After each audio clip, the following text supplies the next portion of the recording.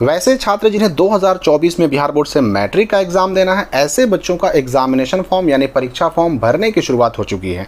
Inter का form पहले ही शुरू हो चुका था, उसका डेट आ चुका था, फॉर्म भरा भी रहा है। मैट्रिक के बच्चे इंतजार कर रहे थे, तो मैट्रिक 2024 का भी नोटिफिकेशन जारी हो चुका है, डेट आ चुका है। तो इस वीडियो में हम लोग जानने वाले हैं कि ये जो परीक्षा फॉर्म है, एग्जाम फॉर्म है, कब से कब तक भराएगा, जो इसका डेट रखा गया है ये बढ़ेगा कि नहीं बढ़ेगा, बढ़ेगा तो कितना बढ़ेगा, और इसके बाद इस फॉर्म को भरने के लिए क्या क्या डॉक्यूमेंट लगेंगे, किस किस डॉक्यूमेंट को फॉर्म के साथ जमा करना होगा, किस बच्चे को कौन सा फॉर्म भरना है। क्योंकि इस बार पहली बार ऐसा हुआ है ना कि दो तरह के फॉर्म जारी किए गए हैं। यहाँ पर शुरुआत में देखिए कह भी दिया गया है कि इस बार दो तरह के फॉर्म रहेंगे। रेगुलर बच्चे अलग फॉर्म भरेंगे और एक्स बच्चे जो इससे पहले फेल हो गए थे या फिर इंप्रूवमेंट का एग्जाम देना चाहते हैं, वैसे बच्चों को अलग फॉर्म भरना होगा। तो कौन कौन से बच्चे कौन कौन सा फॉर्म भरेंगे ये भी मैं बताने वाला हूँ। साथ ही साथ इस फॉर्म को भरने के लिए कितना फी लगेगा, कितना पैसा लगेगा, एग्जाम फॉर्म भरने में रेगुलर को कितना पैसा देना होगा, एक्स को कितना पैसा देना होगा, इंप्रूवमेंट वालों को कितना पैसा देना होगा, और सबसे बड़ी बात कि जिन बच्चों का 75% अटेंडेंस पूरा नहीं हुआ है, वैसे बच्चे इस एग्ज़ाम फॉर्म को भर पाएंगे कि नहीं भर पाएंगे। और इसके अलावा जो सेंटअप एग्ज़ाम के बारे में या फिर आधार कार्ड के बारे में जो एक वार्निंग दी गई है, एक चेतावनी दी गई है, उसके विषय में भी हम बात करने वाले हैं। यानी कि एग्ज़ाम फॉर्म से जुड़ा कोई भी डाउट आपके मन में बाकी नहीं रहेगा। और सबसे बड़ी बात यह भी बता दूं मैं कि ये एग्ज़ाम फॉर्म के साथ साथ ओरिजिनल रजिस्ट्रेशन कार्ड भी जारी हो चुका है, यानी कि मूल पंजीयन पत्र। तो सबसे पहले हम बात करते हैं डेट की कि आखिर ये एग्ज़ाम फॉर्म मैट्रिक का भरा कब से जाएगा। तो 3 सितंबर से इसकी शुरुआत हुई है और 17 सितंबर तक इस फॉर्म को भरा जाएगा। 3 सितंबर से लेकर के 17 सितंबर तक फिलहाल डेट रखा गया है। लेकिन मैं आपको बता दूं कि ये डेट अभी कई बार बढ़ाया जाएगा। अभी 3 से 4 बार ये विदाउट लेट फाइन बढ़ेगा और उसके बाद 2 से 3 बार ये लेट फाइन के साथ भी बढ़ेगा। यानी कम से कम तो 1.5 से 2 महीने अभी ये एग्ज़ाम फॉर्म भरा जाने वाला है। ये तो हो गई डेट की बात। अब रही बात कि पैसे कितने लगेंगे। तो देखिए, जो बच्चे पहली बार मैट्रिक के एग्ज़ाम में बैठने जा रहे हैं, यानी कि जो रेगुलर बच्चे हैं, ऐसे बच्चों को फ़ी के रूप में यानी एग्जामिनेशन फॉर्म के फ़ी के रूप में 895 रुपये देना पड़ेगा। अब ये 895 रुपये किसके लिए है? तो ये SC ST और BC 1 के लिए है। और सामान्य यानी जो जनरल और BC 2 के बच्चे हैं, वैसे बच्चों को 1010 रुपये देना पड़ेगा। ये दो तरह का फ़ी हो गया, यानी कि BC 2 प्लस जनरल, ये दोनों को कितना लगेगा? जनरल और BC 2 को लग जाएगा 1010 रुपया। और इसके बाद जो बच जाते हैं BC 1 SC ST, उनको लग जाएगा 895 रुपया।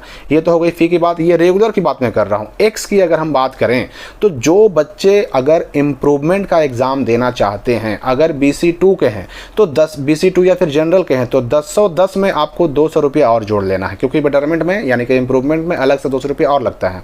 और अगर BC 1 या फिर SC ST है तो 895 में 200 जोड़ लीजिए, यानी 1095 लगेगा। उसी प्रकार अगर इससे पहले आप एग्ज़ाम दिए थे, कंपार्टमेंटल का एग्ज़ाम फिर देना है, 1 विषय 2 विषय अंग्रेजी लेके 3 विषय में फेल हो गए, 23 में एग्ज़ाम दिए, 22 में एग्ज़ाम दिए, फेल हो गए और दोबारा एग्ज़ाम देना चाह रहे हैं, या फिर इससे पहले आपने रजिस्ट्रेशन तो करवाया लेकिन एग्ज़ाम फॉर्म नहीं भरा, एग्ज़ाम पूरा आपका छूट गया और फिर से एग्ज़ाम देना चाह रहे हैं, तो ऐसे बच्चों को भी मौका मिलेगा फॉर्म भरने के लिए। और ऐसे बच्चों का जो फ़ी लगेगा वो कैटेगरी के हिसाब से तो यही है 1010 895, लेकिन उसमें से माइनस कर देना है कितना? तो 110 रुपया, 55 रुपया और यहाँ पर एक और है 30 रुपया, यानी इतने पैसे आपको माइनस कर देने हैं। इसमें से जनरल BC 2 माइनस करेंगे और इसमें से कौन माइनस करेंगे? तो अगर BC 1 के होंगे, SC के होंगे, ST के होंगे तो माइनस करेंगे। अब देखिए कि कौन कौन बच्चे एक्स के रूप में कौन कौन बच्चे फॉर्म भर सकते हैं।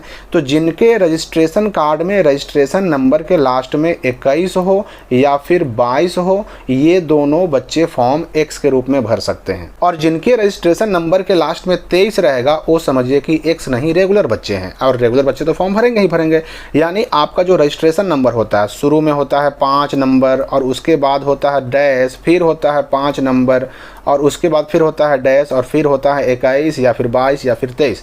तो लास्ट में जो है ना 21 रहना चाहिए या 22 रहना चाहिए, एक्स के रूप में ये बच्चे फॉर्म भर पाएंगे। और जो रेगुलर बच्चे होंगे उनके रजिस्ट्रेशन नंबर में लास्ट में 23 रहेगा। तो ये 3 तरह के बच्चे फॉर्म भर पाएंगे। अगर लास्ट में 19 है, लास्ट में 20 है रजिस्ट्रेशन नंबर के लास्ट में, तो फॉर्म नहीं भर पाएंगे, उनको फिर से रजिस्ट्रेशन कराना पड़ेगा। तो ये तो हो गई कि कौन कौन से बच्चे फॉर्म भर सकते हैं। डॉक्यूमेंट की बात करें अगर हम, तो ये फॉर्म भरने में डॉक्यूमेंट के रूप में सबसे पहली चीज़ क्या लगेगी, आपका रजिस्ट्रेशन कार्ड जो जारी हुआ ओरिजिनल यानी कि मूल, उस रजिस्ट्रेशन कार्ड की फ़ोटोकॉपी लगेगी। इसके अलावा जाति प्रमाण पत्र मांगा जा सकता है, किससे, तो BC1 और SC ST से जाति प्रमाण पत्र भी मांगा जा सकता है। और इसके अलावा हो सकता है कि आपका कॉलेज, आपका स्कूल, जहाँ भी आपका एडमिशन हो, आपसे आधार पासबुक का भी फ़ोटोकॉपी मांगे। और जो फॉर्म है वो फॉर्म तो पूरा भर के जमा करना ही होगा। फॉर्म के साथ ये सारे डॉक्यूमेंट लगा करके और पैसे के साथ जमा करना होता है अपने स्कूल में, तब जाके फॉर्म भराता है आपका और तब जाके एग्ज़ाम होता है। अब यहाँ पर दो तरह के जो फॉर्म की हमने बात की थी कि दो तरह का फॉर्म इस बार जारी हुआ है। तो जो एक्स बच्चे होंगे जो रेगुलर नहीं, यानी जिन पहली बार जो एग्ज़ाम दे रहे हैं, जो पहली बार मैट्रिक एग्ज़ाम देने वाले हों, रजिस्ट्रेशन भी उनका पहली बार हुआ है, तो ऐसे बच्चों को रेगुलर कहते हैं, नियमित कहते हैं। ऐसे बच्चों के लिए अलग फॉर्म है और उस फॉर्म में 1 नंबर से लेकर के 15 नंबर कॉलम तक जो है सारे डिटेल भरे हुए रहेंगे, छपे हुए रहेंगे। वो फॉर्म कैसे भरना है मैं आपको बताऊंगा। दोनों फॉर्म, यानी एक्स के लिए कौन सा फॉर्म भरना है और कैसे सही भरना है, कहाँ पर क्या भरना है, रेगुलर के लिए कौन सा फॉर्म भरना है, कैसे भरना है, कहाँ पे क्या भरना है, उसके लिए अलग से वीडियो डाले जाएंगे। तो एक्स के लिए अलग फॉर्म हो जाएगा और रेगुलर के लिए अलग फॉर्म हो जाएगा। एक्स के लिए जो फॉर्म होगा उसमें पूरा का पूरा उन्हें सब भरना पड़ेगा और रेगुलर के लिए जो फॉर्म होगा उसमें एक पेज भरा हुआ रहेगा, छपा हुआ रहेगा, दूसरे पेज में उन्हें भरना होगा। तो उसके लिए अलग से वीडियो आएंगे। तो ये फॉर्म अलग अलग है, ये बात आपको याद रखनी है। आधार कार्ड के बारे में मैंने आपको बताया था कि देखिए, फॉर्म भरने के दौरान 16 नंबर कॉलम में आधार नंबर भरना बिल्कुल ज़रूरी है। और इस बारे में सूचना पहले ही आ चुकी है, वार्निंग आ चुकी है कि अगर आपका आधार कार्ड बना हुआ है और फिर भी आपने आधार नंबर फॉर्म में नहीं भरा, यानी छुपा लिया, तो आपका जो ये फॉर्म है कैंसिल कर दिया जाएगा, आपको एग्ज़ाम में बैठने से रोक दिया जाएगा। तो आपको 16 नंबर कॉलम में आधार नंबर ज़रूर भरना है और आधार अगर नहीं भरा हुआ है तो 17 नंबर कॉलम में आपको साइन करना है। इसकी बात हम फॉर्म भरते वक्त जो वीडियो बनाऊंगा मैं, वो उसमें हम फिर से बात करेंगे। तो आधार नंबर ज़रूर भरें, उसको खाली ना छोड़ें, क्योंकि भाई आधार तो बना हुआ होगा ही आपका। सेंटअप एग्ज़ाम की अगर हम बात करें तो याद रखिए कि देखिए, सेंटअप एग्ज़ाम होगा नवंबर में। मैट्रिक 2024 वालों का सेंटअप एग्ज़ाम होगा नवंबर में और उस सेंटअप एग्ज़ाम में पास करना, बैठना भी ज़रूरी है, पास करना भी ज़रूरी है। अगर आप एग्ज़ाम नहीं देते हैं तो भी आपका एडमिट कार्ड नहीं आएगा और अगर आप एग्ज़ाम में बैठते हैं और फेल हो जाते हैं तो भी आपका एडमिट कार्ड नहीं आएगा, यानी आपका एग्ज़ाम रद्द, आपका एग्ज़ाम देने से आपको रोक दिया जाएगा। यहाँ पर देखिए स्पष्ट कह दिया गया है कि उत्प्रेषण परीक्षा में अनुपस्थित या नन उत्प्रेषित यानी पास नहीं होने वाले छात्रों का प्रवेश पत्र कदापि जारी नहीं किया जाएगा। और इसके लिए सारी जवाबदेही किसकी होगी, तो या तो उस स्टूडेंट की या फिर उसके गार्जियन की होगी। समझ गए। तो सेंटअप एग्ज़ाम होने वाला है नवंबर में। ये फॉर्म भरने के बाद उस सेंटअप एग्ज़ाम में भी बैठना ज़रूरी है। फॉर्म की जहाँ तक बात करें तो लिंक डिस्क्रिप्शन में दिया हुआ है, कमेंट में दिया हुआ है, आप वहाँ से एग्ज़ाम फॉर्म को डाउनलोड कर सकते हैं। रही बात रेगुलर फॉर्म की, तो रेगुलर फॉर्म केवल और केवल आपका स्कूल ही देगा, क्योंकि छपा हुआ है, हर बच्चे का फॉर्म अलग अलग होगा।